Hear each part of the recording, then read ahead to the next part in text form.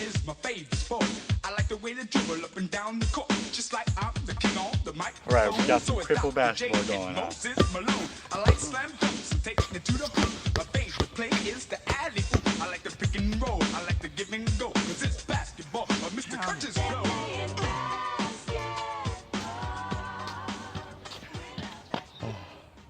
So struggling to wake up for Shachris, or when you're in shul and you see someone davening just one esrei in front of you, you just want to walk by him.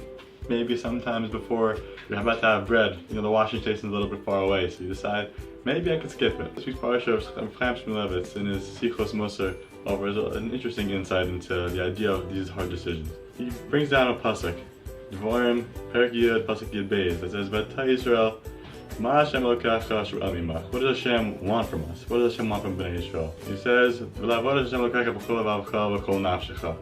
Just to serve Him with your entire heart and your entire soul. What does that mean? How are we supposed to interpret this? Read down a Gemara in Sota, Avalam Zayin Amar Aleph, and he says, Kishe'amdu Yisrael al hayam hayu ashvatim menatzchim zeh im zeh.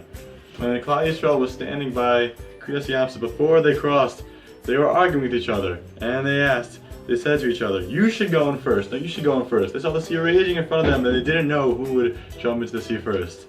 And then the Gemara goes on to say, Kafas Nachshon ben Aminadav v'yarad l'yam atchila. Nachshon ben Aminadav jumped up, and he entered the Yam first. Why? And then the Medrash Rabbah comments, Amar HaKadosh Baruch Hu, l'Moshe, Misha Kidesh Shmi b'Yam hu yakriv tchila. Whoever jumps inside of the Yam first, he's going to be the one that's going to bring the Korban in the Mishkan first.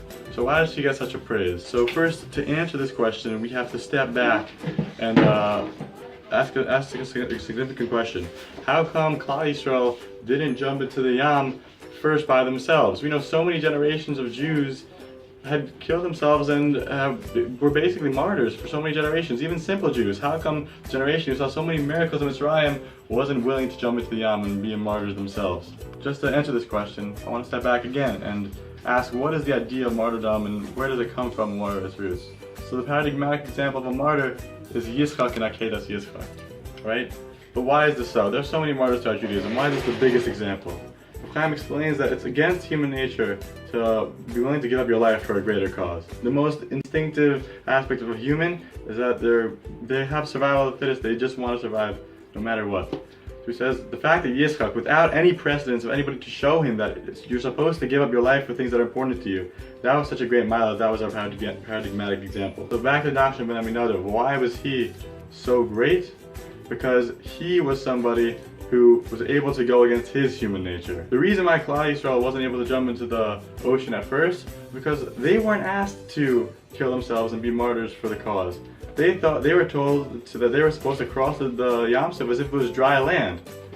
If they were commanded by Kadosh Baruch Hu to give up their lives, they would have done so willingly because they had Akedah Yitzchak to serve as a precedence for that. But the idea of viewing Ratzon Hashem and the word of Kadosh Baruch Hu, that if He tells you to cross the Yamsuf, that is mamash reality and that you can do that, they didn't understand that concept. Nachshon ben Aminadav was the one who understood. Whatever Hashem says is reality, and that's how we have to take it. And once he crossed the Yamsuf, everyone else was able to cross, and that's why he has such a great praise. The lesson we could take from that is, how do you serve Kadosh Baruch Hu with all your heart and all your soul?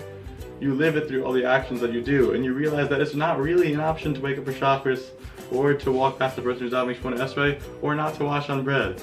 You have to live it as if it's your reality. Shabbos.